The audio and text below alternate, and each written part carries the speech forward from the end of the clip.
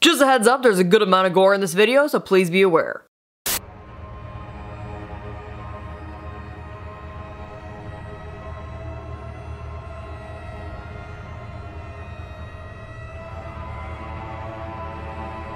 Good evening. In this tutorial, I'll be going over how to get this disgusting rolled wound effect that I like to call a skin sushi. So weird looking, so appetizing. All the products that you say are listed somewhere around the video. Also, don't forget to check out my other effects tutorials, which I will put in the corners down here. And don't forget to subscribe to my YouTube channel. If you have any questions, comments, concerns, feel free to contact me. The first thing I'm going to do is I'm going to be making my flesh roll. And just like if you're making cookies or something, I'm gonna start off with cocaine. I'm gonna start off with translucent powder all over the surface where I'm going to be building my skin roll because I don't want the wax to stick to the surface. So translucent powder is basically like flour. I'm then gonna be taking a pretty good size of the wax and a little bit of makeup remover or Vaseline on my fingertips and just form it into that roll shape. I'm then gonna take a little more translucent powder and cover this so it's not sticky and ready to paint. To start painting it, I'm gonna be painting it with a coral adjuster, and this is alcohol-based makeup.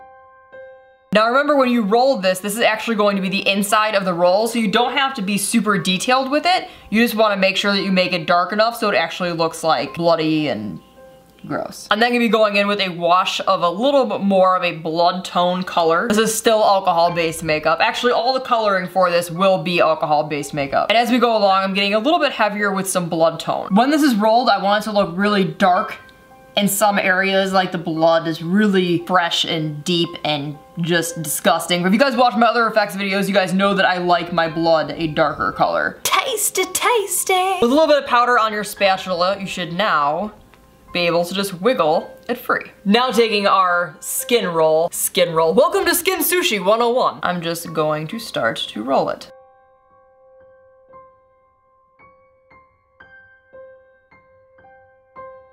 While we still have our skin roll off of our finger, I'm just gonna go in on the edges and add some blood to the outer corners. I'm also taking a little more of that black and separating each roll.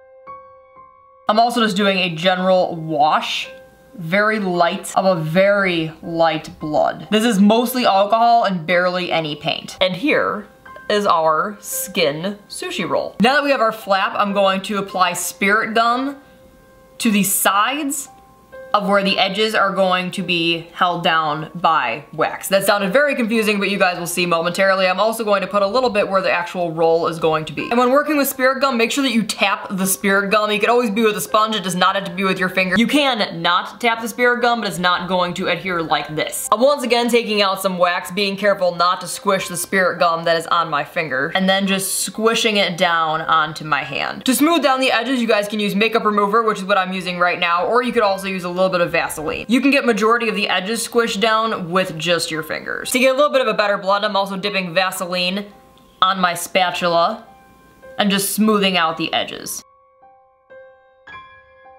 If you guys are working on areas where there's texture like the palm of your hand, which this is not really practical to actually wear out, this is more for like demo purposes, using a spatula on the edges really is helpful because it also helps establish those lines that are naturally in your hand. It'll make it look a lot more like skin texture. If you want to be really specific with skin texture, you could also run your spatula and actually finish out the lines that naturally flow in your hand, just around the edges to establish more realism.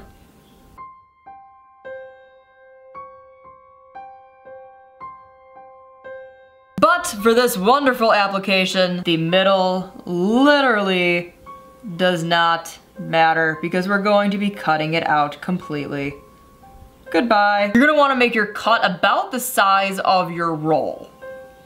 This will be where the actual rolled skin came from. And I'm just going to lift this section out. Using a powder that's the color of my skin tone, I'm going to powder it to take all of the shine away.